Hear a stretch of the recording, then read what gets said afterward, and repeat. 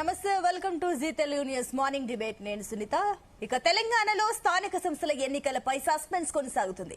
42% BC రిజర్వేషన్లకు వ్యతిరేకంగా వంగ గోపాల్ రెడ్డి వేసిన పిటిషన్ ను సుప్రీంకోర్టు తిరస్కరించడంతో రాష్ట్ర ప్రభుత్వానికి తాత్కాలిక ఊరట దక్కిందని చెప్పాలి. అయితే బుధవారం హైకోర్టులో ఏం తీర్పు వస్తుందన్నది కూడా ఒక రకంగా ఆసక్తిగా మారింది. సుప్రీం తీర్పును స్వాగతించిన కాంగ్రెస్ నేతలు హైకోర్టులోనూ గ్రీన్ సిగ్నల్ వస్తుందన్న ధీమాలో ఉన్నారు. స్థానిక ఎన్నికలపై హైకోర్టులో ఏం జరగనుంది?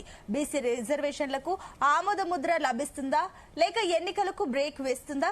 ఇదే అంశంపైన ఇవాళ డిబేట్ లో డిస్కస్ చేయబోతున్నాం. ఇవాళ డిబేట్ లో మనతో పాటు పార్టిసిపేట్ చేస్తున్నారు బీఆర్ఎస్ నుంచి పల్లె రవికుమార్ గారు, అండ్ కాంగ్రెస్ నుంచి రమేష్ గారు జాయిన్ అయ్యారు, అండ్ బీజేపీ నుంచి వెంకటరెడ్డి గారు ఉన్నారు. ఇక రాజకీయ విశ్లేషకులు ప్రొఫెసర్ గాలి వినోద్ కుమార్ గారు ఉన్నారు. అందరికి వెరీ గుడ్ మార్నింగ్ అండి. నమస్తే. నమస్తే మేడం. నమస్తే అండి. నమస్తే. ప్రొఫెసర్ వినోద్ కుమార్ గారితో సహా పల్లె వినోద్ కుమార్ గారు, సో మీతో స్టార్ట్ చేద్దాం.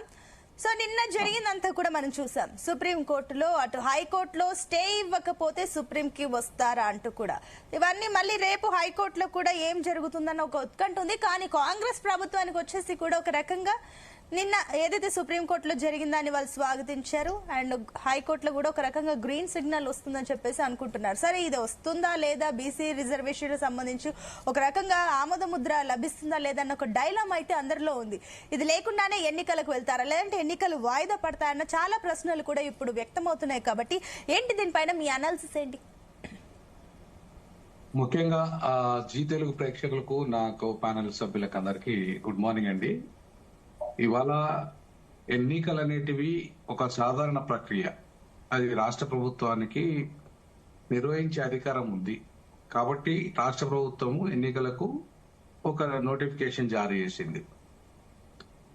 ఈ ఎన్నికల్ని అడ్డుకోవడం అనే ప్రక్రియ ఏదైతే చర్చ జరుగుతుందో 42% రిజర్వేషన్ల విషయంలో, ప్రధానంగా ఈ మాధవరెడ్డి ఎవరైతే ఉన్నారో, రెడ్డి సామాజిక వర్గం నుండి వారు ఏదైతే పిటిషన్ వేశారో హైకోర్టులో, ఆయన వేసిన పిటిషన్ ఏంటంటే ఏబిసిడి వర్గీకరణ చేయకుండా మిగతా బీసీ వర్గాలకు అన్యాయం జరుగుతుంది. కాపు లాంటి అడ్వాన్స్ కమ్యూనిటీకి ఇవాళ వాళ్ళు బీసీల కింద చలామణి అవుతున్నారు, కానీ వాళ్ళు బీసీలే కాదు అనే అంశము ప్రధానమైన చర్చనీయాంశంగా ఇవాళ వాళ్ళు కోర్టు ముందుకు తీసుకొచ్చారు.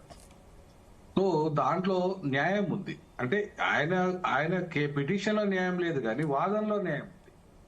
ఆయన పిటిషన్ దురుద్దేశంతో వేశాడు, 42% వాటా వాళ్ళకి ఇయ్యొద్దనే ఉద్దేశంతో వేశాడు. బట్ ఆయన ఆర్గ్యుమెంట్ లో మాత్రం న్యాయం ఉంది. ఏంటంటే కాంగ్రెస్ పార్టీ ఏబిసిడి వర్గీకరణ చేసి 42% వాటా ఇస్తాన తప్ప కేవలం 42% వాటా ఇస్తారని చెప్పలేదు. సో అంటే కాంగ్రెస్ పార్టీ 42% బీసీలకు అమలు చేస్తున్నప్పుడు ఏబిసిడిగా చేయడం వల్ల దాంట్లో ఉన్న మోస్ట్ బ్యాక్వర్డ్ 56 కులాలు ఏవైతే ఉన్నాయో, ముఖ్యంగా సంచార జాతులు ఏవైతే ఉన్నాయో, ఆ సంచార జాతులకు న్యాయం జరిగే విధంగా ఇవాళ ఉండదు. ఎందుకంటే అడ్వాన్స్డ్ 7 కులాలు మాత్రమే పూర్తి స్థాయిలో బీసీ రిజర్వేషన్లను అవి అనుభవిస్తాయి. కాబట్టి ఆ 7 కులాలు కాకుండా 136 కులాలలో ముఖ్యంగా సంచార జాతులు ఎవరైతే ఉన్నారో వాళ్ళు చాలా అన్యాయానికి గురవుతున్నారు. కాబట్టి మోస్ట్ బ్యాక్వర్డ్ కులాలు, సంచార జాతులు, ఈ రెండు కూడా చాలా కీలకంగా వాళ్ళు మెజారిటీ ఉన్నారు. ఈ మెజారిటీ ఉన్న కులాలకి వాళ్ళకి జనాభా పరంగా కొంత తక్కువనే ఉండొచ్చు, కాబట్టి సంఖ్యాపరంగా చూసుకుంటే, అంటే కులాల పరంగా చూసుకుంటే వాళ్ళు మెజారిటీ. సో ఈ కులాలకి అన్యాయం జరుగుతున్నది, సో ఈ కులాలకి న్యాయం చేస్తామని చెప్పి మేనిఫెస్టోలో చెప్పింది కాంగ్రెస్ పార్టీ. సో ఆ మేనిఫెస్టోలో చెప్పిన అంశం చేయకుండా ఎన్నికలకు పోతుంది. 42% జీవో ఇష్యూ చేసింది. ఇది ఇల్లీగల్. మేనిఫెస్టోలో చెప్పిన విధంగా ఏబిసిడి వర్గీకరణ చేసిన తర్వాతనే 42% వాటా అమలు చేయాలని చెప్పేసి కోర్టు పోయారు.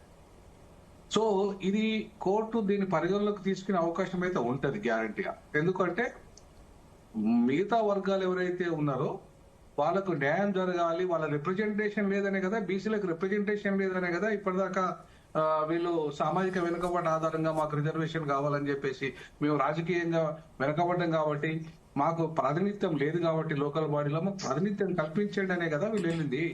వీళ్ళు అదే డిమాండ్ తో ఉన్నారు కదా. మరి అటువంటిప్పుడు అసలే ప్రాతినిధ్యం లేని కులాలు చాలా ఉన్నప్పుడు మరి వాళ్ళకు కూడా ఏబిసిడి చేయడం వల్ల వాళ్ళకు న్యాయమైన వాటా సీట్ల వాటా దక్కే అవకాశం ఉంటది కదా.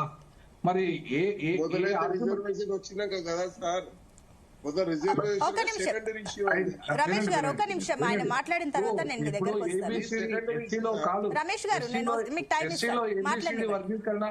ఎస్సీలో ఏబిసిడి వర్గీకరణ ఉద్యమం ఎందుకు 30 ఏళ్ళు కొనసాగింది? ముందు రిజర్వేషన్లు వచ్చినాక మన న్యాయం జరగలేదనే కదా. రిజర్వేషన్లు వచ్చినాక కూడా న్యాయం జరగలేదనే కదా ఏబిసిడి వర్గీకరణ ఉద్యమం వచ్చింది.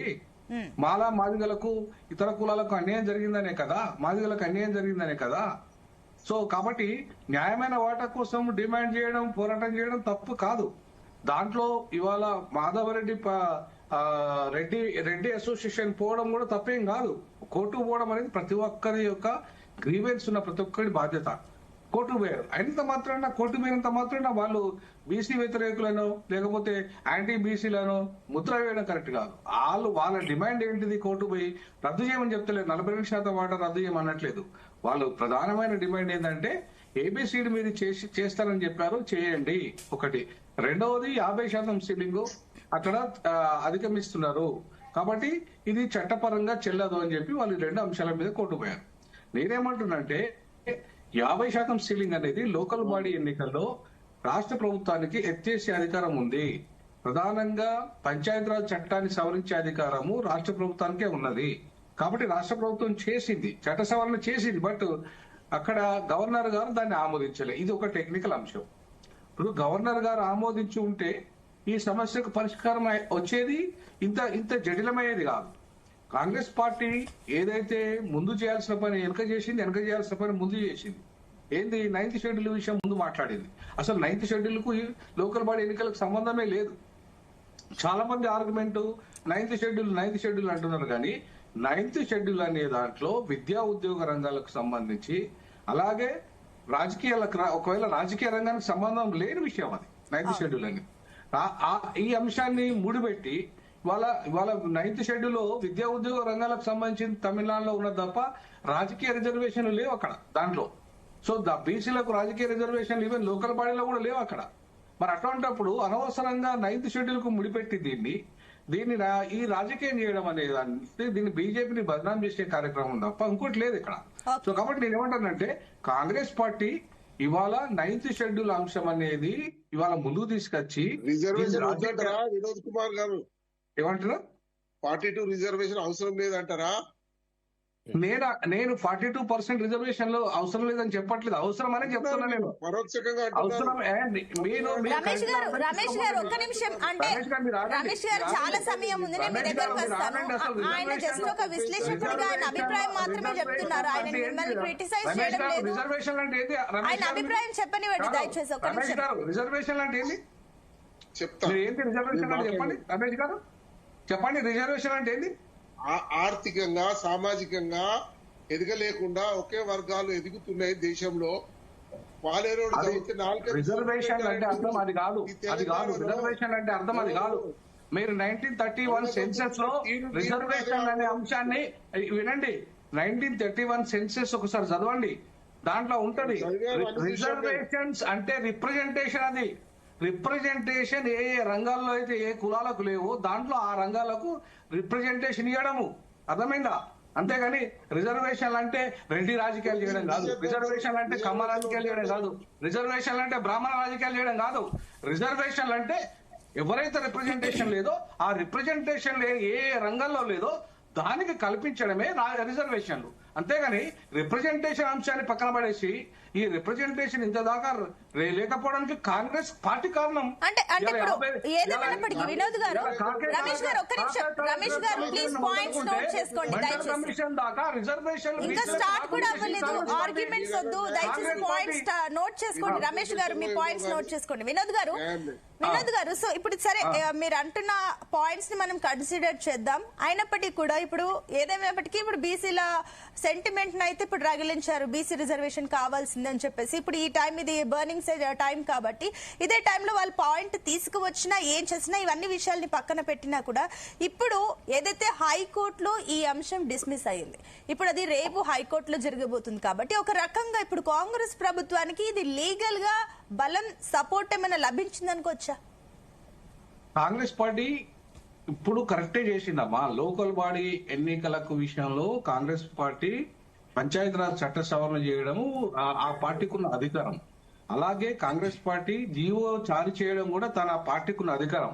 ఆ అధికారంతోనే జీవో జారీ చేసింది. కాకపోతే కాంగ్రెస్ పార్టీ చేసిన తప్పు ఏంటంటే ఏబిసిడి వర్గీకరణ చేసిన జీవో ఇచ్చి ఉంటే ఇవాళ ఈ క్వశ్చన్స్ వచ్చేటి కాదు. ఈ క్వశ్చన్స్ ఎందుకు వస్తున్నాయంటే ఇవాళ మోస్ట్ బ్యాక్వర్డ్ కులాలు ఏవైతే బీసీలలో ఉన్నాయో వాటికి రిప్రజెంటేషన్ లేదు. కొన్ని కులాలే బాగుపడుతున్నాయి.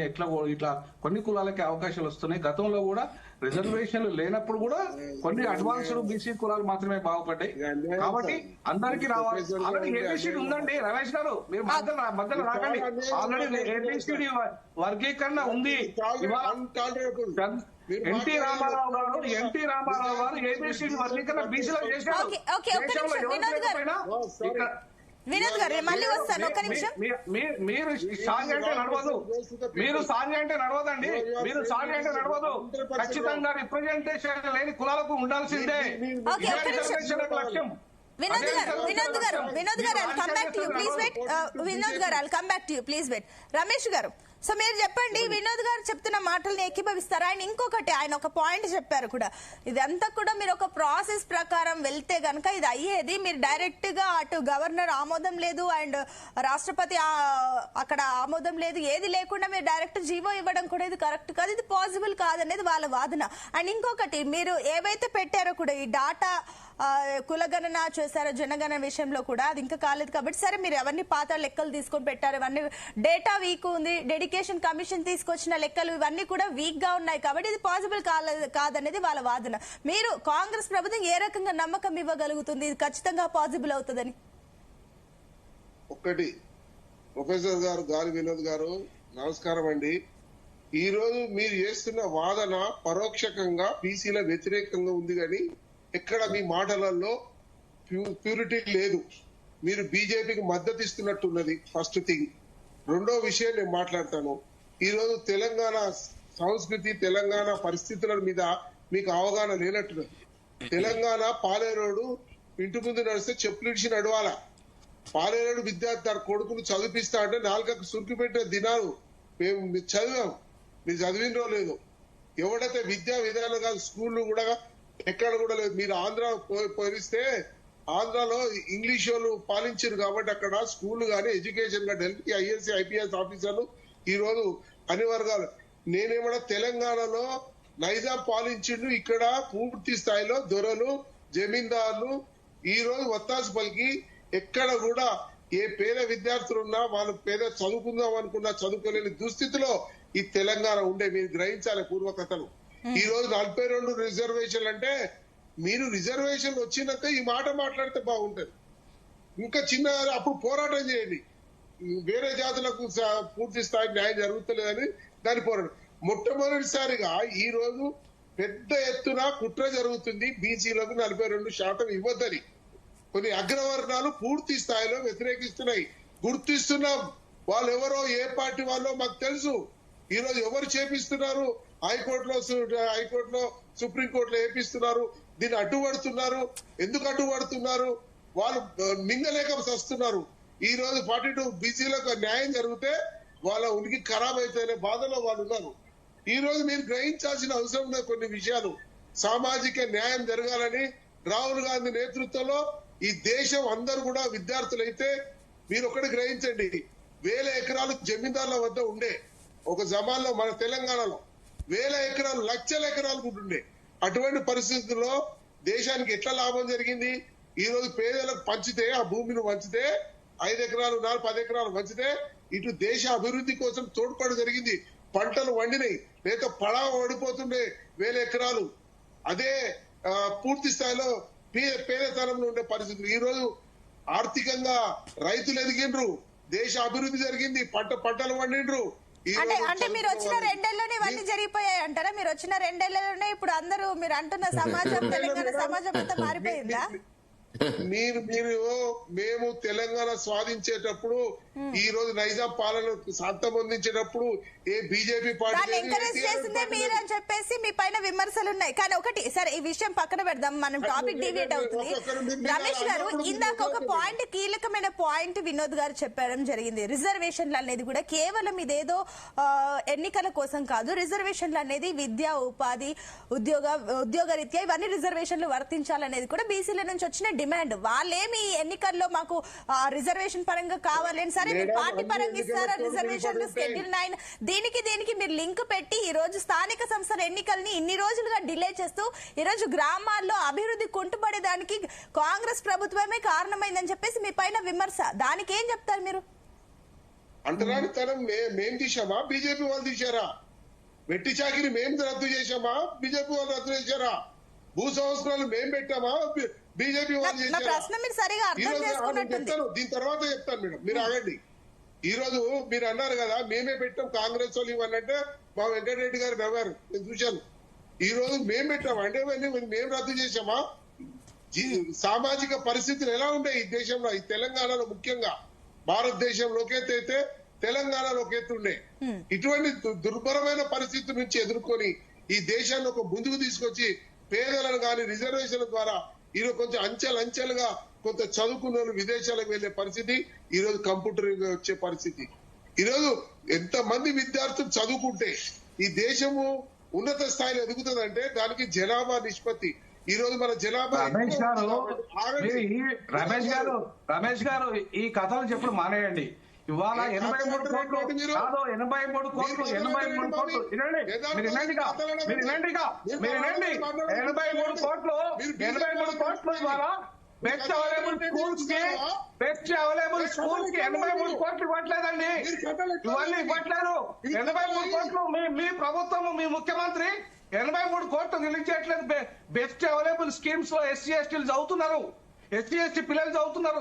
83 కోట్లు, అఫ్టర్ 83 కోట్లు అండి, అఫ్టర్ 83 కోట్లు. ఒక నిమిషం వినోద్ గారు, ఒక నిమిషం మీరు మాట్లాడుతున్నారా? వినోద్ గారు ప్లీజ్ ఒక్క నిమిషం. వినోద్ గారు ఇంకా ఇద్దరు మాట్లాడాల్సిన వాళ్ళు. ఒక నిమిషం, మళ్ళీ మీ టైం వచ్చినప్పుడు మీరు అడగచ్చు.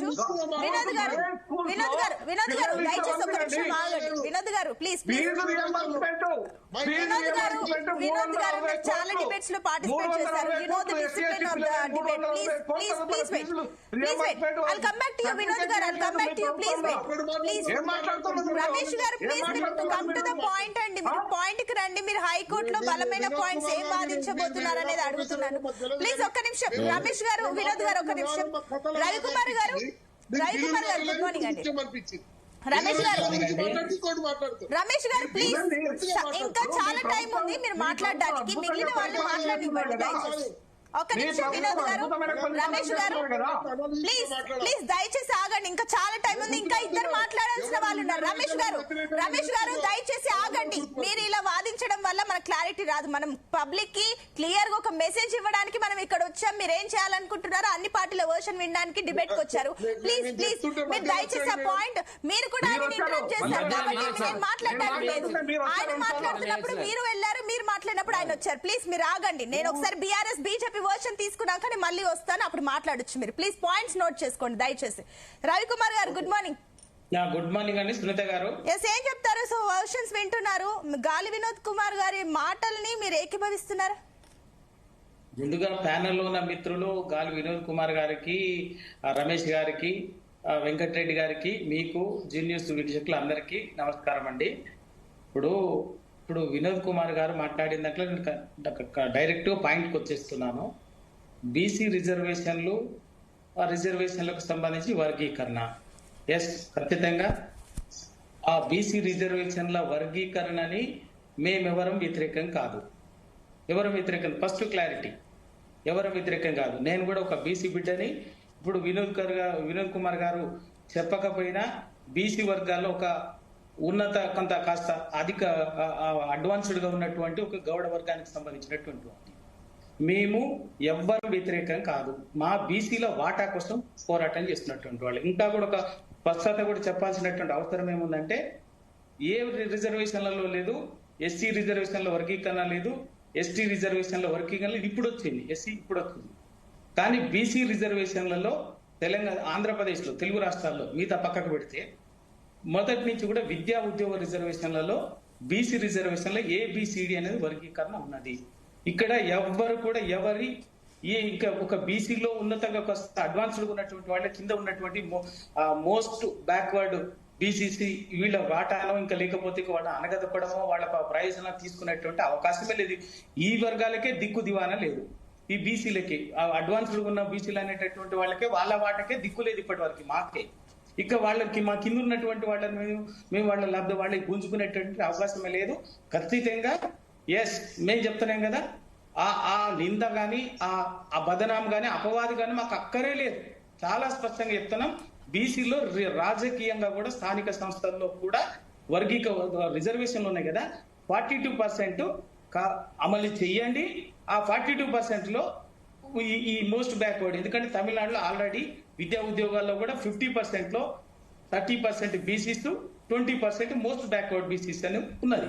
ఇక్కడ కూడా ఇంకా అంతకంటే కేటగారికల్ గా విద్యా ఉద్యోగాల్లో ఇక్కడ తెలంగాణలో అంతకంటే కేటగారికల్ గా ఏబిసిడి అనేటువంటి 4 వర్గాలు ఉన్నది. ఎవ్వరీ లేదు. రాజకీయంగా చేయడం కూడా మాకు అభ్యంతరం లేదు. ఒకటి ఇక్కడ ఎందుకంటే ఇవాళ జరుగుతున్నటువంటి నేపథ్యం, ఇక రెండో విషయం, ఇవాళ జరుగుతున్నటువంటి కాంటెక్స్ట్ ఏంటంటే బీసీలకి 42% రిజర్వేషన్లు.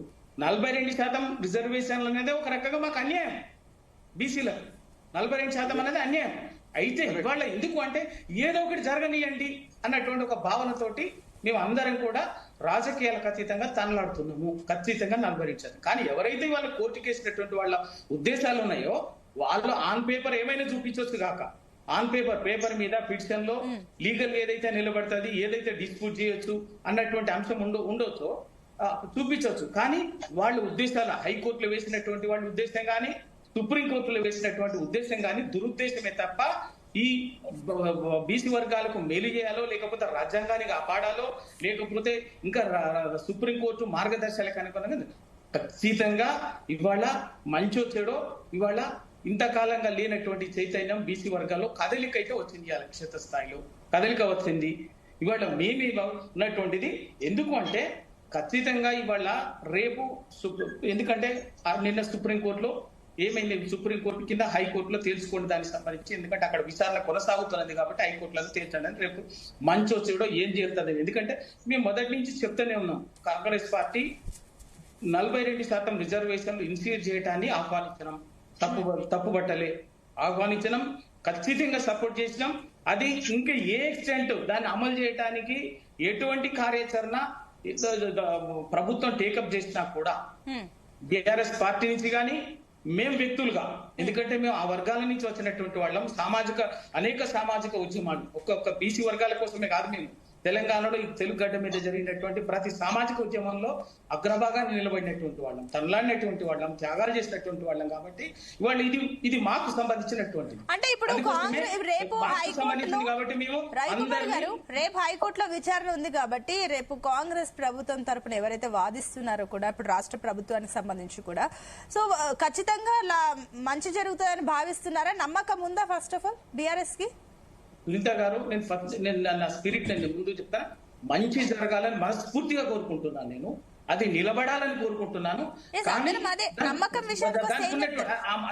చెప్తున్నా కానీ దానికి ఉన్నటువంటి ప్రాక్టికాలిటీస్ ఏంటంటే కాంగ్రెస్ పార్టీ రేవంత్ రెడ్డి గారి నేతృత్వంలో కాంగ్రెస్ పార్టీ ప్రభుత్వం చేసినటువంటి పొరపాటు ఏంటంటే ప్రక్రియని రాజ్యాంగబద్ధంగా చేయలేదు, చట్టబద్ధంగా చేయలేదు. మేము మొదటి నుంచి చెప్తున్నాం, సహకరించడానికి అన్ని పార్టీలు సిద్ధంగా ఉన్నాయి సంఘాలుగా.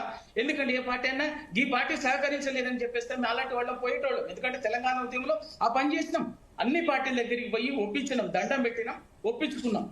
నేను ఇవాళ ఒక పార్టీలో ఉండవచ్చు కాక, కానీ నేను తెలంగాణ ఉద్యమకారుని, అనేక సామాజిక ఉద్యమాల నుంచి వచ్చినటువంటి వాళ్ళం.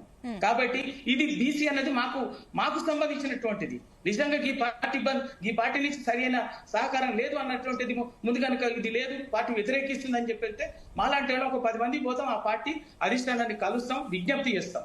కానీ కాంగ్రెస్ పార్టీ చేసిన పొరపాటాలు ఏంటంటే నేను రాజకీయాల కోసం మాట్లాడుతున్నాను. మేము మొదటి నుంచి చెప్తున్నాం. ఎందుకంటే వాళ్ళు ఏమైందంటే ఈ సమస్య వచ్చింది. ఇందాక గాలి వినోద్ కుమార్ గారు చెప్పినట్టు ముందు చేయాల్సినటువంటిది వెనక చేయాల్సినట్టుంది, ముందు చేసి గందరగోళం చేసి ఇప్పుడు ఏమైందంటే అటు రాజ్భవన్ ని కాన్ఫిడెన్స్ లో తీసుకోలేదు, ఇటు పార్టీలని అన్ని రాజకీయ పక్షాలను కాన్ఫిడెన్స్ తీసుకోలే, అటు ఉద్యమ సంస్థని కాన్ఫిడెన్స్ తీసుకోలే, పౌర సమాజాన్ని కాన్ఫిడెన్స్ తీసుకోలే. ఎవరు చెప్పింది వినలేదు. వాళ్ళు మేము చేసినాం కానీ మరి మా ప్రయత్నం అంతా చేసినాం, మా ప్రయత్నాలన్నీ చేసినాం కానీ కోర్టులు కొట్టేసినాయి అన్నటువంటిది, కోర్టులు సహకరించలేదు, చేయలేకపోయినాం అన్నటువంటి దానికోసమే తప్ప వీళ్ళ ఆ తాపత్రయం అంతా కూడా నిజంగా కూడా కొంత అందరినీ ఎప్పుడైతే అసెంబ్లీలో అన్ని పార్టీలు బేషరతుగా ఏకగ్రీవంగా మద్దతు ఇచ్చినాయి, అన్ని పార్టీలు, కారణం ఏమైనా కావచ్చు, అన్ని పార్టీలు బీఆర్ఎస్ పార్టీతో సహా BJP party, communist party, MIM అన్ని కూడా బేషరతుగా మద్దతు ఇచ్చినాయి అసెంబ్లీలో పెట్టినప్పుడు. ఆ తర్వాత ఇయ్యడంతో పాటు చెప్పిన ఏంటంటే ఒకసారి ముఖ్యమంత్రి గారు అన్ని పార్టీలని, అన్ని బీసీ సంఘాలని, దీనికోసం మద్దతుగా ఉండేటువంటి ఉద్యమ సంస్థల్ని, మేధావులని అందరినీ కూడా ఒక్కసారి పిలిపించి వాళ్ళ అభిప్రాయాన్ని తీసుకొని ఒక కార్యాచరణ రూపొందించి ఢిల్లీకి అఖిలపక్షం తీసుకోండి, దాని వల్ల చేద్దామని చెప్పేసి అది చేయలే. మరి అది అట్లా ఉండగా మళ్ళీ తెచ్చింది. ఇదంతా కూడా ఏమైందంటే ఇవాళ మాకు ఎంత బాధ అనిపిస్తుంది అంటే ఇవాళ చట్టబద్ధంగా చేయకుండా దీని ఒక రాజకీయ వేదికగా, రాజకీయ రచనగా మార్చింది. ఇది బాధ అనిపిస్తుంది. అయినా కూడా ఇవాళ ఖచ్చితంగా రేపు కోర్టులు ఏమైనా రానియండి కాక దీనికోసం ఇవాళ మాకు ఇది మా ఆత్మగౌరవానికి సంబంధించినటువంటిది, బీసీలుగా మా అస్తిత్వానికి సంబంధించింది కాబట్టి దీన్ని ఏం వదిలిపెట్టాం. బరాబర్గా అంతిమంగా ఇది ఎక్కడికి పోతుంది అంటే ఈ దేశంలో అంబేద్కర్ మహానుభావుడు ఇచ్చినటువంటి ప్రపోజనెస్ట్ రిప్రజెంటేషన్, మా జనాభా దామాషకు అనుగుణంగా చట్టసభలో ప్రాతినిధ్యం కావాలి, చట్టసభల్లో, అసెంబ్లీలో, పార్లమెంట్ లో, మండల్లో ఉద్యోగ అవకాశాలు. ఇక మాకు 42% లేకపోతే ఇంకోటో 50% కాదు, జనాభా లెక్కలు, జనాభా దామాష ప్రకారంగా ఎవరెంత ఉంటే అంతే ఇవ్వాలన్నటువంటిది ప్రధాన డిమాండ్ అండి. ఒక నిమిషం వస్తాను. వెంకటరెడ్డి గారు గుడ్ మార్నింగ్. చెప్పండి. నమస్తే. ఎస్ వెంకటరెడ్డి గారు, సో ఏం చెప్తారు? మీ వర్షన్ ఏంటి? అండ్ ఇందాక రమేష్ గారు కూడా కొన్ని కీలకమైన కామెంట్స్ చేశారు కాబట్టి వాటికి మీ అభిప్రాయం ఏంటి? ఇప్పుడు ఒకటి మేడం, లైవ్ లో ఉన్న మిత్రులు ముఖ్యంగా ప్రొఫెసర్ గాలి వినోద్ కుమార్ గారు ఒక సామాజిక, ఆయన గురించి మీకు తెలియకపోవచ్చు కానీ నాకు తెలుసు, ఒక సామాజిక ఉద్యమాల నుంచి వచ్చినారు. అట్లాగే పల్లె రవికుమార్ గారు కూడా వాళ్ళ కుటుంబం గురించి తెలియకుండా చాలా మంది చాలా రకాలుగా ఇక్కడ మాట్లాడుతున్నారు. తెలంగాణ సాయుధ పోరాటంలో వాళ్ళ నాన్న చేసినటువంటి పోరాటాలు, ఆ మధ్యనే చనిపోవడం జరిగినటువంటిది. ఇక్కడ ఎవరు కూడా ఏమీ తెలియకుండా మాట్లాడుతున్నారు అనుకుంటే పొరపాటు. మధ్యలో ఒకరు మాట్లాడుతున్నప్పుడు మధ్యలో రావడం, జోక్యం చేసుకోవడం అనేటువంటిది సభ మర్యాద కాదు. అది ముందు నేర్చుకోవాల్సిన అవసరం కాంగ్రెస్ మిత్రుడికి ఉందని చెప్పి నేను కోరుతున్నాను. ఎందుకంటే ఒకటి రెండు డిబేట్స్ ఆయనతో చేసినాను కాబట్టి. ఇప్పుడు 42% గురించి భారతీయ జనతా పార్టీకి ఎలాంటి అనుమానాలు లేవు. తూచా తప్పకుండా ఉన్న 42% మొత్తం బీసీలకే అప్లై కావాలా, అమలు చేయాలా అనేది మొదటి నుంచి కూడా మా రామచంద్రరావు గారి ప్రెసిడెంట్ దగ్గర నుంచి కూడా మేము చెప్తున్నటువంటి సందర్భము. ఆ కోణం లోపల మేము అసెంబ్లీలో దానికి తీర్మానానికి ఒప్పుకున్నటువంటిది. దీంట్లో కనపడేది ఏంటంటే రేవంత్ రెడ్డి గారు, ఇప్పుడు రమేష్ గారు చాలా సందర్భాలు మాట్లాడారు, అగ్రకులాలు, అవి రకరకాలుగా భూస్వాములు అది మాట్లాడారు. చివరికి ఆ భూస్వామ్య పటేల్, పోలీస్ పటేల్ కుటుంబం నుంచి వచ్చేటువంటి రేవంత్ రెడ్డి గారే దీన్ని ముందుకు తీసుకుపోతున్నాడు. మాధవరెడ్డి గారు బీసీలకు అన్యాయం జరుగుతుంది అనేటువంటిది ఆయన ఉద్దేశం ఏదైనా ఉండేది కాక ఒక కోణంలో వస్తున్నటువంటి పరిస్థితి మనకు కనపడుతున్నటువంటిది ఇవాళ చర్చ. నేను గాలి వినోద్ కుమార్ గారు చెప్పినటువంటి, పల్లె రవికుమార్ గారు చెప్పినటువంటి అభిప్రాయాలతో పూర్తిగా నేను ఏకీభవిస్తున్నాను. వాస్తవాలు చెప్పినారు. ఇప్పుడు నాలాంటి వాడు మాట్లాడితే నా పేరుకు 2 అక్షరాల తోక ఉంది కాబట్టి నన్ను అనవసరంగా దాడి పెట్టేటువంటి అవకాశం ఉంటుంది ఇక్కడ. కాబట్టి నాకు వాళ్ళు మాట్లాడింది ఇద్దరు కూడా సామాజిక ఉద్యమాల నుంచి వచ్చిన వాళ్ళు, మామూలు వ్యక్తులేం కాదు. అక్కడ నాకు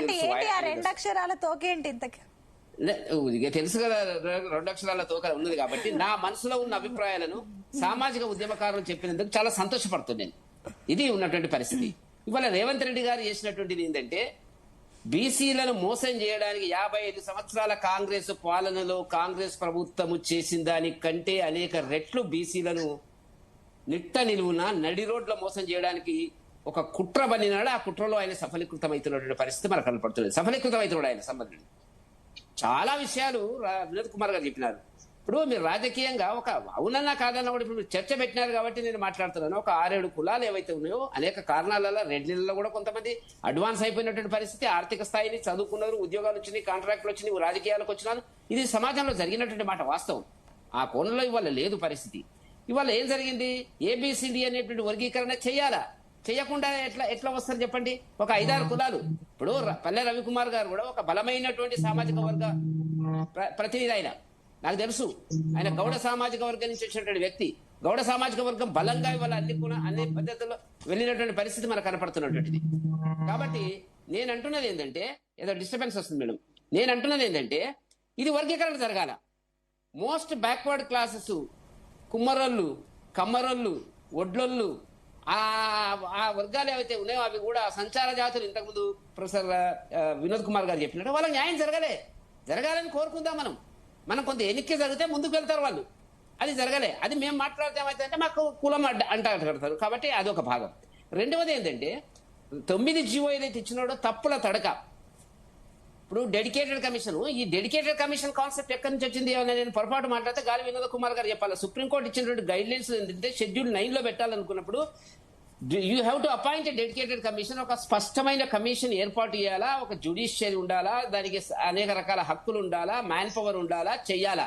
చేస్తేనే అది రాజకీయాలకు అతీతంగా డేటా వస్తుంది. ఆ డేటా ఆధారంగా బీసీలు ఒకవేళ అనుకున్న దానికంటే ఎక్కువ ఉన్నట్టయితే వాళ్ళకి అన్యాయం జరుగుతుంది. కాబట్టి దాన్ని తీసుకెళ్లి మనం 9వ షెడ్యూల్లో పెట్టాలా అనేటువంటిది ఉన్నది. ఇక్కడ చేసిందండి మీరు చూడండి, రెఫరెన్స్ జీవోలో 2వ రెఫరెన్స్ ఇచ్చినారు, జిఓఎంఎస్ 18. అది ఎప్పుడు అపాయింట్ అయింది, దేనికోసం అపాయింట్ చేసినారు? అది డేటా సేకరణకు. ఆర్థికంగా, సామాజికంగా, విద్యాపరంగా, రాజకీయంగా బీసీ ఏ స్థాయిలో ఉన్నారంతేది 10/10/2024 అపాయింట్ చేసి, డెడికేటెడ్ కమిషన్ ఏమో 4/11/24 అంటే 34 రోజుల తర్వాత డెడికేటెడ్ కమిషన్ వెంకటేశ్వరరావు గారిని అపాయింట్ చేసినారు. అప్పటికే డేటా కలెక్ట్ చేస్తున్నారు. మా అభ్యంతరం ఏంటంటే, మీరు చర్చ పెట్టినారు కాబట్టి చెప్తున్న అభ్యంతరం ఏంటంటే, రాష్ట్ర ప్రభుత్వం తనకు ఉండేటువంటి రాజకీయ ఉద్దేశాలతోని, రాజకీయ కుట్రతోని, వ్యూహాలతోని మనం కామారెడ్డిలో చెప్పినాం కాబట్టి మనం వెనుకబడిపోకూడదు అనేటువంటి దాని కింద ఆదరాబాదరగా హడావుడిగా డేటా కలెక్ట్ చేసింది తప్ప ఈ డేటా కరెక్ట్ అనేటువంటి విషయం. ఒకవేళ నిజంగానే డేటా కరెక్ట్ అయినట్టయితే ఇలా పబ్లిక్ డొమైన్ ఏ క్యాస్ట్ ఎంత ఉంది, గౌడ్లు ఎంతమంది ఉన్నారు, యాదవులు ఎంతమంది ఉన్నారు, మున్నూరు కాపు ఎంతమంది ఉన్నారు, పద్మశాలీలు ఎంతమంది ఉన్నారు, మరి రెడ్డిలు ఎంతమంది ఉన్నారు, ఎస్సీలు ఎంతమంది ఉన్నారు, ఎస్టీలు ఎంతమంది, ఎందుకు చెప్పలేదండి? అది చెప్పకుండా జరుగుతున్నటువంటి పరిస్థితి. రెండవది నేను అంటున్నది ఏంటంటే, సుప్రీంకోర్టు అనేక కేసుల్లో చెప్పినటువంటిది వినోద్ కుమార్ గారికి తెలుసు. కృష్ణమూర్తి కేసు కర్ణాటక విషయంలో కానీ, మహారాష్ట్ర కేసులో కానీ, బీహార్ కేసులో కానీ, బీహార్ వాళ్ళు ఏం చేస్తున్నారు, ప్రభుత్వం 84% మేము సామాజిక వర్గాలు ఉన్నామండి, అందుకని మేము 50% నుంచి 65% చేయదలుచుకున్నాం అనేటువంటి దాని మీద ఆ జడ్జిమెంట్ లో వాళ్ళు చెప్పినటువంటిది ఏంటంటే, మీరు ప్రపోర్షనల్ సిస్టమ్ అనేటువంటిది కుదరదా అనేటువంటి దాని కింద వాళ్ళు కొట్టేసినటువంటి పరిస్థితి. కాబట్టి ఇవన్నీ ఉండి తెలిసి ఒక అంబేద్కర్ రాజ్యాంగం మీద చేయిబెట్టి ప్రమాణ స్వీకారం చేసినటువంటి రేవంత్ రెడ్డి గారికి రాజకీయ అవగాహననే కాదు, న్యాయపరమైన అవగాహన, చట్టపరమైన అవగాహన లేదు అంటే స్పష్టమవుతుంది. మీరు డెడికేటెడ్ కమిషన్ అపాయింట్ చేసినటువంటి ముందే మీరు డేటా కలెక్ట్ చేసినారు కదా, మీ డిపార్ట్మెంట్ చేసింది కదా. ఏమని అంటారు, ఎవరు చేస్తారు, మేమే చేస్తాం కదా. కాదు, ఆయనకు అధికారాలు ఇవ్వాల్సింది వెంకటేశ్వరరావు, భూసాని వెంకటేశ్వరరావు గారికి అధికారాలు ఇచ్చి, సొంతంగా మ్యాన్ పవర్ ఇచ్చి, ఆయన డేటా కలెక్ట్ చేసి, ఆయన అపాయింట్ చేసి ఏం చేసినారు, ఆయన టేబుల్ మీద డేటా తీసుకొచ్చి పెట్టినారు. అంతా 2 నెలల లోపల డేటా తీసుకొచ్చి పెట్టి దీన్ని ఇంటర్ప్రెట్ చేయమన్నారు. 42% ఆయన ఎట్లా అయినాడు? ఎందుకు? వైనాడు 45%, వైనాడు 50%, వాళ్ళ జనాభా 56% ఉన్నప్పుడు 42 ఎందుకు పరిమితమైన అనేటువంటి దాని కింద లెక్కలు అనేక రకాల రాజకీయ ఊహలు కనపడుతున్నటువంటి. కాబట్టి నేను చెప్పదలుచుకున్న పాయింట్ ఏంటంటే, ఈ జీవో మేము అంటేనేమో భారతీయ జనతా పార్టీ వ్యతిరేకిస్తుంది అంటారు. అట్లా కాదు. న్యాయపరంగా ఒక ఆలోచనాపరుడిగా, తెలంగాణ ఉద్యమకారుడిగా, ఇంత చదువుకున్న వ్యక్తిగా, రాజకీయానికి అతీతంగా, మా పార్టీ యొక్క ఆలోచనలకు అతీతంగా ఈ జీవో నిలబడే పరిస్థితి రేపు లేదు అనేటువంటి చాలా స్పష్టంగా కనపడుతున్నటువంటిది. ఎందుకంటే ఒక మాట 9 జీవో 2వ పేజీలో 9వ దాంట్లో ఏం చెప్పినారు, ఏదన్నా హేతుబద్ధత ఉండాలా. మీరు 42% రావడానికి, హేతుబద్ధత రావడానికి ఈ కులం వాళ్ళు ఈ రకంగా వెనుకబడ్డారు అనేటువంటిది చెప్పాలా, విద్యలో కానీ, లేకపోతే రాజకీయాల్లో కానీ, లేకపోతే ఇతరత్ర కానీ, ఉద్యోగాల్లో కానీ. అది ఆ డేటా అక్కడ లేదు. చెప్పి చేస్తే బాగుంటది, కానీ వాళ్ళ సోషల్ మీడియాలో చాలా రకాలుగా తిరుగుతున్నది డేటా. నేను అది కరెక్టో కాదో నాకు తెలియదు, కానీ కొంత కరెక్టే అనిపిస్తున్నటువంటిది. సామాజిక ఉద్యమకారులు కొంతమంది ఏం చెప్పినారంటే, ఎంతమంది ఏ కులానికి ఎంతమంది సర్పంచులు ఉన్న డేటా గత ఎన్నికల ఆధారంగా కూడా ఇవాళ ట్రోల్ అవుతున్నటువంటి పరిస్థితి కనపడుతున్నటువంటిది. కాబట్టి ఏ ఆలోచన లేకుండా, శాస్త్రీయ దృక్పథం లేకుండా, వర్గాలుగా విభజించకుండా కేవలము అమలు చేయకూడదు అనే ఒక ఉద్దేశం చేత బీసీలను మరొకసారి మోసం చేయడానికి రేవంత్ రెడ్డి గారు చేస్తున్నటువంటి కుట్రలో పెద్ద భాగమే ఈ 9 జీవో అనేటువంటి చాలా స్పష్టంగా కనపడుతున్నటువంటి ఒక అంశాన్ని మీ దృష్టికి తెస్తున్నారు. ఓకే అండి. ఎస్ వినోద్ కుమార్ గారు, సో చాలా కీలకమైన పాయింట్స్ వెంకటరెడ్డి గారు చెప్పడం జరిగింది. కమిషన్ విషయానికి వస్తే కూడా ఇక్కడ కూడా ఆయన చెప్పినట్లు చాలా లూప్స్ కనిపిస్తున్నాయి. సరే, ఇవన్నీ విషయాలు పక్కన పెట్టినా ఎట్టకేలకు మళ్ళీ తమిళనాడు సినారియో తీసుకొస్తారు. అక్కడ పాసిబుల్ అయింది, ఇక్కడ ఎందుకు కాదన్న అంశాన్ని లేవనెత్తుతారు. కానీ అయినప్పటికీ అక్కడ వేసిన సత్యానందన్ కమిషన్ కానీ అంబాశంకర్ కమిషన్ కానీ అవి చాలా బలంగా ఉన్నాయి.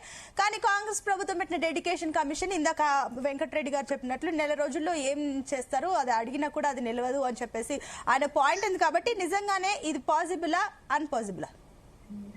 ఇప్పుడు నేనేమంటున్నట్టమ్మా, ఈ జీవో ఇచ్చేటప్పుడు కూడా ఎప్పుడైనా సరే ఇంతకుముందు వెంకటరెడ్డి గారు చెప్పినట్టుగా మనకు కారణాలని అనాలిసిస్ చేసి ఆ రిపోర్ట్ అంతా కూడా ఇవాళ కోర్టు ముందు సమర్పించాలా. ఇప్పుడు ఎందుకంటే ఇప్పుడు అది నిలబడాలంటే వీళ్ళ రిపోర్ట్ ఉండాలి. ఇప్పుడు నీకు పబ్లిక్ డొమైన్ లోనే రిపోర్ట్ లేదు. మీకు ఏ కులాలు, ఎన్ని కులాలు ఉన్నాయి, ఎంత ఉంది, వాళ్ళ పర్సంటేజ్ ఎంత ఉంది, దాంట్లో ఎవరు అడ్వాన్స్ అయ్యారు, ఎవరు కాలేదు, ఎందుకు కాలేదు, ఈ కారణాలన్నీ కూడా పబ్లిక్ డొమైన్ లో పెట్టాలి. పెడితే అప్పుడు ఏమైతుంది, నువ్వు కరెక్ట్ గా సెన్సెస్ చేసినట్లు లెక్క అవుతుంది. అంతేగాని ఇవాళ నువ్వు ఉత్తరాది వాళ్ళని తీసుకొచ్చి ఓసీ జనాభాలో ఎక్కువ చూపించుకున్నావు. ఎందుకు? నువ్వు 10% ఈడబ్ల్యూఎస్ రిజర్వేషన్ అమలు చేసుకోవడానికి. మరి అదే 42% వాటా ఇవ్వడంలో ఇవాళ బీసీలకి నువ్వు డెడికేషన్ కమిషన్ ద్వారా చేయాలి లెక్కలు, కానీ నీ ప్లానింగ్ కమిషన్ ద్వారా చేస్తావు. ఇప్పుడు ప్లానింగ్ కమిషన్ లెక్కలను ఎట్లా ఆమోదిస్తుంది రేపు కోర్టు?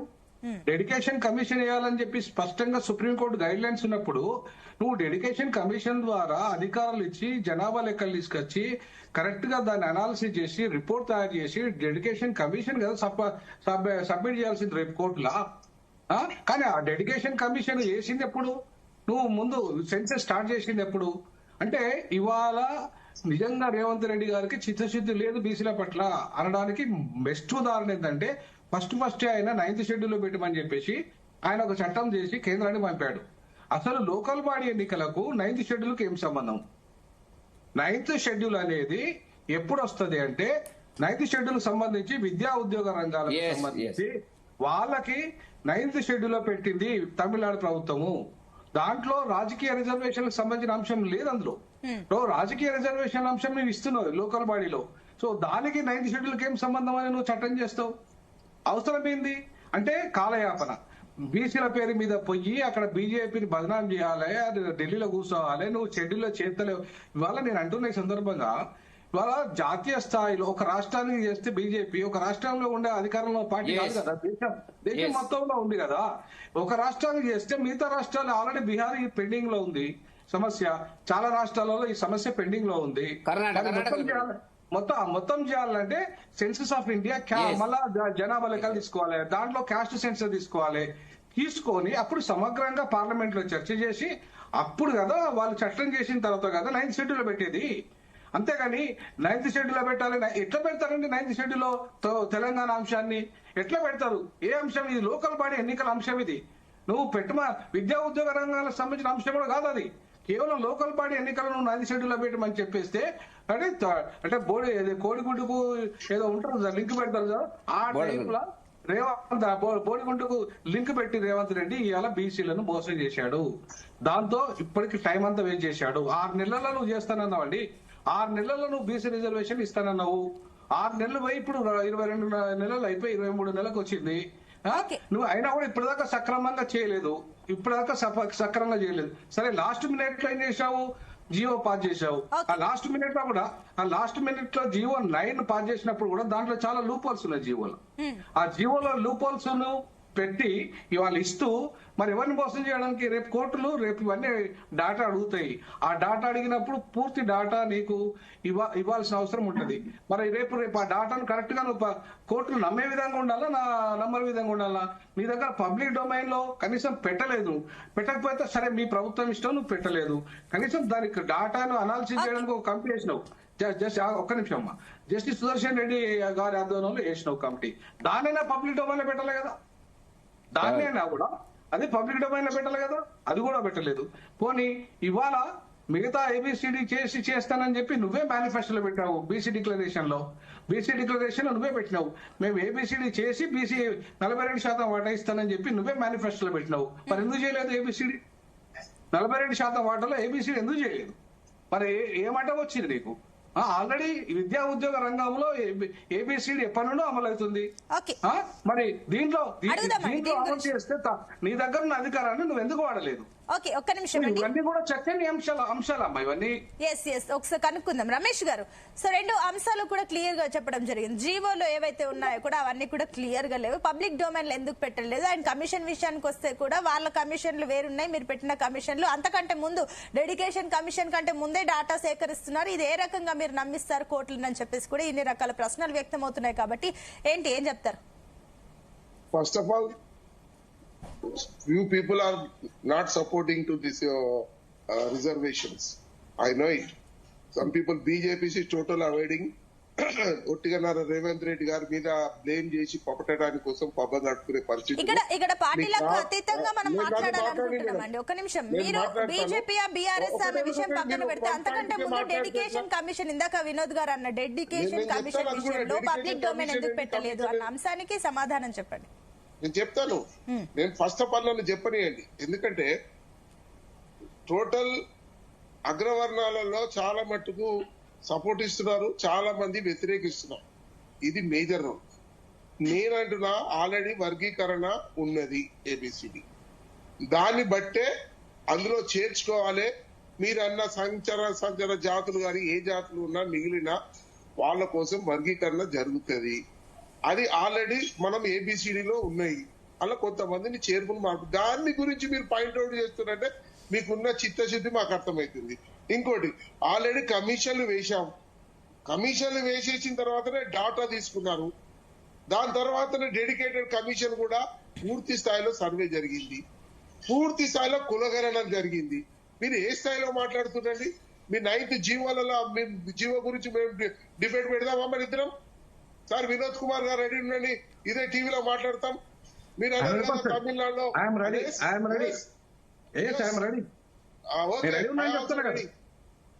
మీరు మాట్లాడేదాలో నిజాయితీ లేదు. మీరు టోటల్ గా బీసీ ముఖ్యమంత్రి కోసం ప్రొఫెసర్ ఉద్యోగం రాజీనామా చేశారని మీకు రమేష్ గారు మీకు తెలియదు. బీసీ ముఖ్యమంత్రి కోసం రాజీనామా చేసిన 12 ఏళ్ల సర్వీస్, నా 12 ఏళ్ల సర్వీస్ రాజీనామా చేసిన మీకు తెలియదు. నేను నా 12 అడగండి మా వెంకటరెడ్డి గారిని. నా ప్రొఫెసర్ ఉద్యోగము బీసీ ఉద్యోగం, బీసీ ముఖ్యమంత్రి కోసం సామాజిక న్యాయం కోసం రాజీనామా చేసి మీ లెక్క కాదు, నేను స్వార్థపరండి. మీ లెక్క కాదు, మీ పదవుల కోసం కాదు, మీ పదవుల కోసమో కాంగ్రెస్ పార్టీ పదవుల కోసమో బిచ్చమేసుకోవడం కోసం కాదు. సామాజిక న్యాయం కోసం నేను పోరాటం చేస్తున్నా. హక్కు, నైతిక హక్కు నీకు లేనేలేదు రమేష్ గారు. వినోద్ గారు ఒక్క నిమిషం దయచేసి. రమేష్ గారు ప్లీజ్ పాయింట్ కి రండి. నేను ఇందాకనే క్లియర్ గా చెప్పాను, పాయింట్ కి మాట్లాడని చెప్పేసి అన్నాను. మీరు పాయింట్ కాకుండా వేరే ఏదో విషయాలు తిరుగుతున్నారు, కరెక్ట్ కాదు. మీరు పాయింట్ మాట్లాడండి ఫస్ట్. ఎస్ ప్లీజ్ వెయిట్ అండి వెంకటరెడ్డి గారు, నేను వస్తాను. రమేష్ గారు మీరు పాయింట్ మాట్లాడండి దయచేసి, పాయింట్ కి రండి. ఒక్క నిమిషం వెంకటరెడ్డి గారు, వస్తాను మీ దగ్గరికి. ఒక్క ప్లీజ్ వెయిట్. అన్నమాట వెనుక చేయాల్సింది ముందు చేస్తున్నారు, వెనుక చేస్తున్నారు. దీని మీద ఇది ఎవరు కూడా సమ్మతించే మాట కాదు. ఇది దీని మీద మీరు మాట్లాడేది కేవలము దీన్ని పాత్ర పెట్టడానికి మాట్లాడే మాటలు తప్పితే ఎక్కడ దీన్ని రిజర్వేషన్ ముందుకు తీసుకెళ్లనే మాట కాదు. ఆల్రెడీ వర్గీకరణలో ఊకే మాట్లాడతాడు మా వినోద్ కుమార్ గారు, వర్గీకరణ చేయలేదు తమిళనాడు. మీరు ఎడ్యుకేషన్ విషయంలో మేము ఎందుకు ఇంత ప్రాధాన్యత ఇస్తున్నాం రాజకీయంగా అంటే, మనది థిక్కెస్ట్ పాపులేషన్ ఉన్న దేశం, ప్రపంచ దేశాల్లో మొట్టమొదటి దేశం. ఇందులో విద్యావంతులు చాలా మంది, ఎంతో మంది సమసిపోతున్నారు.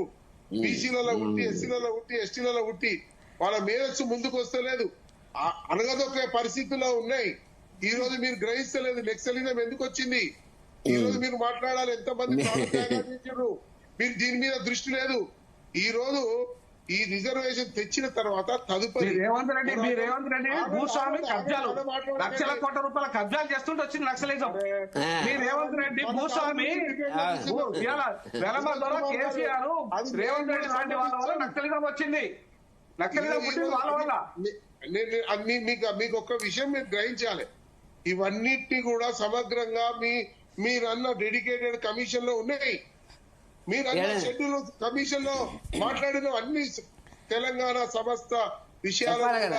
రమేష్ గారు, ప్రజలకు చెప్పాలి. రమేష్ గారు, పార్టీలకు అతీతంగా అందరూ కూడా బీసీ రిజర్వేషన్ అంశం సంబంధించి అందరూ కూడా కోరుకుంటున్నారు. అందరూ కూడా పార్టీలో మీరు బీజేపీ బీఆర్ఎస్ అని కాదు, పాయింట్ మీరు దయచేసి మీరు ఒక పాయింట్ కరెక్ట్ గా చెప్పండి. రేపు హైకోర్టులో మీరు అన్ని పాయింట్ అంతా డివియేట్ చేస్తున్నారండి. రేపు హైకోర్టులో మీరు బలంగా వాదించే పాయింట్లు ఏంటి? మీ దగ్గర బలంగా ఉన్న పాయింట్స్ ఏంటి? రాష్ట్ర ప్రభుత్వం ఈ విషయంలో సీరియస్ గా ఉంది, ఈ పాయింట్స్ చెప్పండి. మీరు దయచేసి బీజేపీ బీఆర్ఎస్ ఇవన్నీ పక్కకు పెట్టండి, పార్టీలకు అతీతంగా మాట్లాడండి. బీజేపీ అడ్డుపడ్డా, టీఆర్ఎస్ అడ్డుపడ్డా రిజర్వేషన్ మొత్తం అమలు చేస్తాం. ఇది 100%. సంతోషం. ఇది రేవంత్ రెడ్డి గారు ఒక ఏకాభిప్రాయం తీసుకున్న నిర్ణయం కాదు. ఇది కేంద్రంలో రాహుల్ గాంధీ నేతృత్వంలో తీసుకున్న నిర్ణయం. ఈడ మన దేశం అభివృద్ధి చెందాలంటే అందరు ఎడ్యుకేటెడ్ ఉండాలి. బీసీలు ఎక్కువ పాపులేషన్ ఉన్న దేశాలలో కంపల్సరీ రిజర్వేషన్ కల్పించి రాజకీయంగా ఉంటేనే వాళ్ళ పిల్లలు భవిష్యత్తు బాగుంటది, వాళ్ళకి సపోర్ట్ ఉంటేనే వాళ్ళు మంచి చదువు చదువుతారు అనే సదుద్దేశంతో ఒక నిమిషం, రాజకీయంగా ఉంటేనే మంచి భవిష్యత్తు దొరుకుతారని మీరు అంటున్నారు కదా. ఈ పాయింట్ ఒకసారి నేను క్లారిటీ తీసుకుంటాను. రవికుమార్ గారు, నేను ఒక పాయింట్ డైరెక్ట్ రమేష్ గారు ఒక పాయింట్ అడుగుతా. ఒకటి, ఎంపీలలో ఎంతమంది బీసీలకు ఇచ్చారు, ఎమ్మెల్యేలలో ఎంతమంది బీసీలకు ఇచ్చారు, కార్పొరేషన్ ఎంతమంది బీసీలకు ఇచ్చారు, మీరు మంత్రివర్గంలో ఎంతమంది బీసీలకు ఇచ్చారు? మీరు అడిగారు, ప్లీజ్ వెయిట్ ఒక్క నిమిషం ఆగండి. ఎస్ రమేష్ గారు, నేను మళ్ళీ మీ దగ్గరకు వస్తాను. రవికుమార్ గారు, ఆయన అన్నట్లుగా నిజంగానే రాజకీయంగా బలంగా ఉంటే బాగుంటుందా? మీ అభిప్రాయం కూడా అదేనా? సునీత గారు, ఖచ్చితంగా సమాజంలో అన్ని వర్గాలకు ప్రాతినిధ్యం ఉండాలన్నదే ఇవాళ ఆధునిక సమాజంలో ఎవరికి వాళ్ళ అస్తిత్వం కోసం జరిగేటటువంటి దానికి ఖచ్చితంగా దానికి ఏం భిన్నాభిప్రాయం లేదు. ఇప్పుడు మిత్రుడు కాంగ్రెస్ మిత్రుడు రమేష్ గారు మాట్లాడుతూ టిఆర్ఎస్ అడ్డుకున్నా, బీజేపీ అడ్డుకున్నా 42% బరాబర్ మేము అమలు చేసి తీరుతామని చెప్పింది. మాట్లాడేటప్పుడు సోదర మిత్రుడు దయచేసి ఇవాళ ఒకటి, ఎందుకంటే ఇవాళ 42% రిజర్వేషన్లను ఎవరు వ్యతిరేకించలేదు. ఫస్ట్ దాన్ని కాంగ్రెస్ పార్టీ ఒప్పుకోవాలి. మీరు అడ్డగొని మాట్లాడటం మానేయాలి. ఫస్ట్ అన్ని పార్టీలు వినండి దయచేసి. నేను మాట్లాడినంత అందరు మాట్లాడిన చాలా మౌనంగా విన్నాను నేను. ఎందుకంటే ఇది బీసీలకు సంబంధించింది. నేను కూడా దాంట్లో ఒక బీసీ బిడ్డగా నా తనలాట ఉంది దాంట్లో. అందుకోసమే నేను రాజకీయం చేయకుండా మంచి మాట్లాడినవే, నువ్వు కూడా మంచిగా మాట్లాడినావు. మేము సపోర్ట్ ఇస్తామని, మేము దాన్ని ఏకీభవిస్తున్నాం. నేను చెప్తున్నాను ఎందుకు అంటే కాంగ్రెస్ కానీ బీజేపీ కానీ ఎవ్వరు కూడా వ్యతిరేకించే పరిస్థితులు లేరు. 42% కానీ కాంగ్రెస్ పార్టీ చేయాల్సిన పనిని సక్రమంగా రాజ్యాంగబద్ధంగా చేయలేదు అని చెప్పేసి మొదటి నుంచి చెప్తున్నాం. ఒకటి అట్లా కాదు, ఈ విధంగా చేయాలని చెప్పేసి చెప్తున్నాం. డెడికేటెడ్ కమిషన్ మొదలుకొని ఎందుకంటే ఆల్రెడీ ప్రాక్టీసెస్ ఉన్నాయి, మనకు చేదు అనుభవాలు ఉన్నాయి. మహారాష్ట్ర విషయంలో కానీ, బీహార్ విషయంలో కానీ, కర్ణాటక విషయంలో కానీ, మధ్యప్రదేశ్ విషయంలో కానీ, గుజరాత్ విషయంలో కానీ అనేక సందర్భాల్లో మనకు చేదు అనుభవాలు ఉన్నాయి. అదే సమయంలో దాని సక్సెస్ఫుల్ మోడల్ ఒకటి ఉంది ఈ దేశంలో, తమిళనాడు. ఏ విధంగా అన్ని రాజకీయ పార్టీలు సరే ఆ రోజు ఉన్న పరిస్థితుల్లో జయలలిత తను పొలిటికల్ గా తన అప్పర్ హ్యాండ్ తీసుకున్నప్పటికీ కూడా తాను సక్సెస్ఫుల్ గా దాన్ని ముందు తీసుకుపోవాలన్న ఉద్దేశంతో అన్ని పార్టీలను ఇంక్లూజివ్ గా అఖిల పక్షంగా దాన్ని చేసేటట్టు ఎవరిని కూడా ఇగ్నోర్ చేయలే. కానీ ఇక్కడ ఏమైపోయిందంటే మేము ఒక్కరమే చేస్తున్నాం కాంగ్రెస్ పార్టీ, మిగతా వాళ్ళంతా సహకరిస్తలేరు, అయినప్పటికీ మేమంతా చేస్తున్నామని చెప్పేసి బురద జల్లేటటువంటి ఒక చౌకబార్ రాజకీయాన్ని ఎత్తుగడగా కొనసాగించడమే ఇవాళ ఈ రిజర్వేషన్లు 42% రిజర్వేషన్లు ఇంత రచ్చగా మారటానికి కారణమైంది. ఇప్పటికదే అటిట్యూడ్. ఎందుకంటే అసెంబ్లీలో ఎవరు వ్యతిరేకించినారండి? ఎవరు వ్యతిరేకించలే కదా. బీజేపీతో సహా బీఆర్ఎస్ చాలా బేషరతుగా సపోర్ట్ చేసింది. మా కేటీఆర్ గారు వర్కింగ్ ప్రెసిడెంట్ చాలా స్పష్టంగా చెప్పిండు. అంతకుముందే మేము అందరం కూడా కలిసి అనేక సందర్భాల్లో మస్తూనాచారి గారు, శ్రీనివాస్ గౌడ్ గారు, మా మొత్తం గంగుల కమలాకర్ గారు, మొత్తం మా బీఆర్ఎస్ పార్టీలో ఉన్నటువంటి ఎమ్మెల్యేలు, మాజీ ఎమ్మెల్యేలు, కార్పొరేషన్ చైర్మన్లు, ముఖ్యంగా ఉన్నటువంటి 50 మందిని కలిసి మేము చెప్పినాం ఇది దీనికి ఉన్నటువంటిది కొంత జాగ్రత్తగా టాక్టికల్ గా చెయ్యండి అని చెప్పేసి చెప్పినాం. అనవసరంగా ఏం చేసిండు, రెగ్యులర్ కమిషన్ కు బీసీ ఎన్యూమరేషన్ అని చెప్పేసి ఒక చిన్న ట్యాగ్ లైన్ తగిలించి దానితో ఏదో 6 నెలలు కాలయాపన చేసారు. కోర్టు మొట్టికాయలు వేసి హైకోర్టు వేస్తే అప్పుడు డెడికేటెడ్ కమిషన్ కి వచ్చిండు. ఆ డెడికేటెడ్ కమిషన్ కూడా ఏమైంది, ఒక భూసాని వెంకటేశ్వర్ గారిని ఒక రిటైర్డ్ ఐఏఎస్ ఆఫీసర్ని ఆయన వేసిండ్రు. వేయడం ఆయనకి ఎటువంటి మెకానిజం ఇవ్వలే, ఆయనకి ఎక్కడి మెకానిజం ఇవ్వలేదు.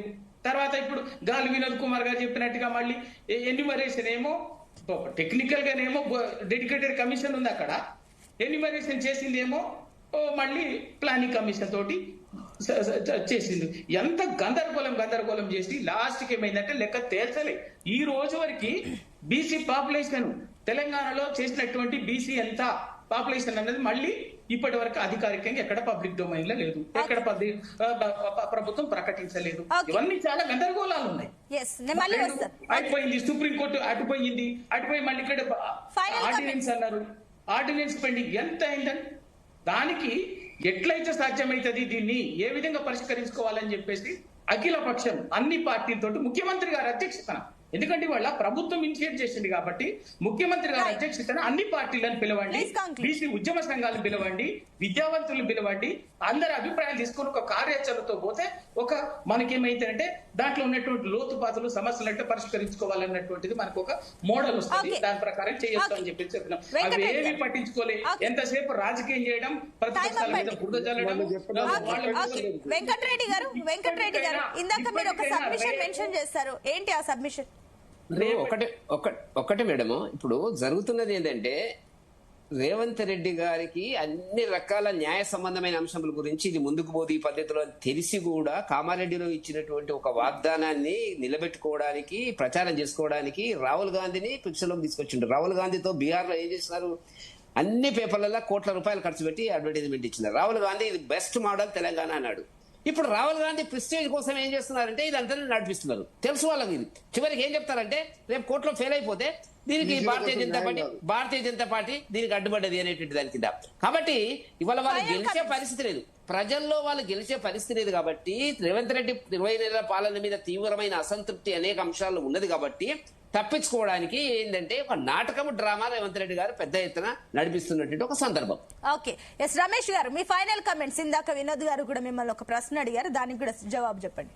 చెప్తాను. ఈరోజు ప్రత్యేక రాష్ట్రం తెలంగాణ రావడంతో ఇటు తెలంగాణలో నష్టం జరిగింది, ఆంధ్రలో నష్టం జరిగింది. అయినప్పటికీ కూడా తెలంగాణ రాష్ట్రం ఇచ్చిన ఘనత కాంగ్రెస్.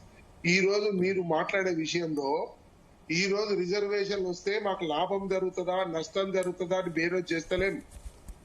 మీకు చిత్తశుద్ధి ఉంటే, బీజేపీకి చిత్తశుద్ధి ఉంటే బీజేపీ మీ వర్గాలు తీసుకొని మీ ప్రెసిడెంట్ లో తీసుకొని ఒక్కసారి మోడీ గారిని కలిసి దీని మీద ఒక రిప్రజెంటేషన్ ఇవ్వాలి. ఇప్పుడు ముఖ్యమంత్రి గారు ముఖ్యమంత్రిగా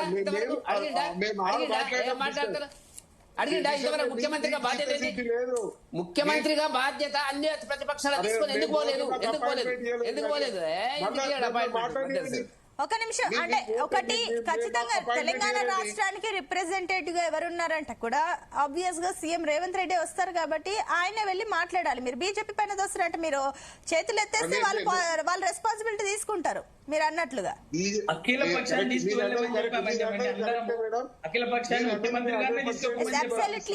పక్షంగా అన్నిటికీ ఉండాలి కాబట్టి అధ్యక్షతలోనే వస్తామని వాళ్ళు కూడా అంటున్నారు. లేదండి, రూలింగ్ లో వాళ్ళు కూడా ఉన్నారు. సెంట్రల్ లో రూలింగ్ లో ఉన్న సెంట్రల్ గవర్నమెంట్ చేస్తేనే ఇది జీవో పాస్ అయితే పార్లమెంట్ లో బిల్లు పెడితే ఇప్పుడు వాళ్ళు కూడా రిప్రజెంట్ చేయాలనే మాట ఎందుకు మాట్లాడుతున్నారో నాకు అర్థమైతే లేదు. ఫస్ట్ ఒకటి రమేష్ గారు మీరు పాయింట్ మర్చిపోతున్నారు. బీసీలకు 42% రిజర్వేషన్ అన్న అంశం డిక్లరేషన్ కామారెడ్డి డిక్లరేషన్ లో తీసుకొచ్చింది మీరు, దాన్ని తీసుకువెళ్లాల్సింది మీరు ముందుకు. అఖిల అప్పటికి పార్టీలకు అతీతంగా అన్ని పార్టీలు సపోర్ట్ చేస్తున్నాయి. మీరు రిప్రజెంటేటివ్ గా మీరు చేయాల్సిన బాధ్యతని బీజేపీ పైన నెడుతున్నారు. మేము మాతో కాదని మీరు ఎత్తేస్తే వాళ్ళు తీసుకుంటామని కూడా చెప్పారు క్లియర్ గా. అంటే వీళ్ళు అన్నది కరెక్టే. అంటే గవర్నమెంట్ లో మేము ఉన్నాము, మేము తీసుకొచ్చినాం కాబట్టి మేమే బిల్లు పాస్ చేస్తాం. ఆ బిల్లు మంచిదా చెడ్డదా అని నిర్ధారణ చేసుకునే శక్తి బీజేపీ దగ్గర లేదు. బీజేపీలో ఉన్న బీసీ లీడర్ల దగ్గర లేదు. నేను అనేది మేడం, వాళ్ళకి మేము తెచ్చినాము జీవో. ఇప్పుడు గవర్నమెంట్ లో ఉన్నది ఏ జీవో తెచ్చినా మేము ఇంప్లిమెంట్ చేపిస్తలేమా? అలాగే నేనేమైనా సెంట్రల్ గవర్నమెంట్ లో మీ చేతిలో ఉన్నప్పుడు మీరు రిప్రజెంట్ ఇవ్వచ్చు. అరే మీరేం చేస్తున్నారు? ఎవరు చెప్పిండు? కామారెడ్డి ఎవరు చెప్పిండు? కామారెడ్డిలో చెప్పింది నువ్వా నేనా? నా ప్రశ్నకు సమాధానం చెప్పలేదండి రమేష్ గారు. Madam Yes, yes. Madam, Ramesh నా గారు ప్రశ్నకు please, సమాధానం time చెప్పలేదు తక్కువ. రమేష్ ఈ గారు. పాయింట్ ఒకసారి మాట్లాడండి. ఆ వినోద్ గారు అడిగిన దానికి ఒకసారి జవాబు అంటే చెప్పేసేయండి. ఇప్పుడు కాదండి, ఇప్పుడు కొద్దిసేపు ఒక్క నిమిషము రమేష్ గారు, ఒక్క నిమిషం ఆగండి. 42% కొద్దిసేపు పక్కన పెట్టండి. మీ చేతుల్లో ఎంపీ టికెట్లు ఇవ్వచ్చు బీసీలకి, మీ చేతుల్లో ఎమ్మెల్యే టికెట్లు ఇవ్వచ్చు, మంత్రి వర్గంలో స్థానం ఇవ్వచ్చు, మీ చేతుల్లో కార్పొరేషన్ ఇవ్వచ్చు. 42% వాటా టైం అప్ అండి, ఒక నిమిషం. రమేష్ గారు దీనికి ఒకసారి క్లారిటీ ఇవ్వండి. టైం అప్ అండి, ఒక పాయింట్ ఇచ్చి పాయింట్ రండి. బడ్జెట్ మీ చేతుల్లో, Okay, please wait. బడ్జెట్ కూడా మీ చేతుల్లో ఉంది. బడ్జెట్ కూడా మీరు ఎందుకు ఇవ్వలేదు? వినోద్ గారు ఒక నిమిషం. రమేష్ గారు ఈ రోజు వినోద్ గారు మీరు అడిగిన ప్రశ్నకి నేను జవాబు చెప్తున్నాను. ఈ రోజు బీసీలకు ఎమ్మెల్యే టికెట్లు ఇవ్వలేదు, ఎంపీల టికెట్ చట్టసభలలో మేము ఎమ్మెల్యేలు ఎంపీలు కూడా రిజర్వేషన్ అడిగే పరిస్థితి వస్తుంది. అరే ఇయ్యలేడు అంటుంటే కదా అది మాట్లాడేది. మీ చేతిలో ఉన్న స్థానిక రిజర్వేషన్ సంబంధం ఏంటండి? మాట్లాడుతున్నావు రమేష్ గారు మీ చేతిలో బడ్జెట్ ఉంది. బీసీ సబ్ ప్లాన్ ఎందుకు అమలు కావాలి? బీసీ సబ్ ప్లాన్ ఎందుకు అమలు చేయాలి? నీ చేతిలో ఉంది, మీ గవర్నమెంట్ చేతిలో ఉంది. బీసీ సబ్ ప్లాన్ ఎందుకు అమలు చేయలేదు? అబ్సల్యూట్లీ అండి. ఆయన చెప్పినట్లు మీ చేతుల్లో ఉన్నవి పూర్తి చేయొచ్చు కదా అన్న అంశం కూడా ఆయన చెప్పే పాయింట్ లో కూడా వ్యాలిడ్ ఉంది. దానికి తగ్గట్టు మీరు కూడా కరెక్ట్ గా జవాబుదారితనంగా మీరు కూడా నిరూపించుకోవాల్సిన అవసరం అటు కాంగ్రెస్ ప్రభుత్వం పైన కూడా ఉంది. రైట్ అండి, చూద్దాం రేపు ఎట్లాగో హైకోర్టులో ఏ రకంగా ఏం నిర్ణయాలు తీసుకుంటారు, హైకోర్టు ఏ రకంగా స్పందిస్తుందో చూద్దామండి. డిబేట్ లో పార్టిసిపేట్ చేసిన అందరికి కూడా thank you so much. So రేపు ఏదైతే హైకోర్టులో బీసీ రిజర్వేషన్లకు సంబంధించి కూడా రేపు తీర్పు ఉండనుంది. రేపు ఎలాంటి విషయాలు అటు రాష్ట్ర ప్రభుత్వం ముందు పెట్టనుంది కోర్టు ముందు అనేది కూడా మనందరం వేచి చూద్దాం. ఏం జరుగుతుందో. That's all for now. Keep watching Zee Telugu news.